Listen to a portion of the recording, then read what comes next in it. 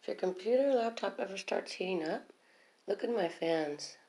They're covered in dust. So I took this bottom part off. It's real easy. Just some screws here. And now I'm going to clean the dust off. I've done this with all of my laptops in the past. So how do you clean the dust, you might ask? Well, simply take a Q-tip.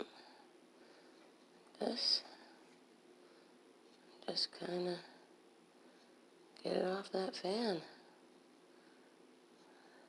So look at this beautiful unobstructed fan now. This is the before, and that's after. So here you have it. A few dirty Q-tips later.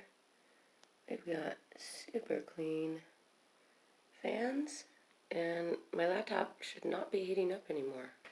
It's just the bottom here. Just the bottom. A few screws. Screw the screws back in. So check this out. See the light through there?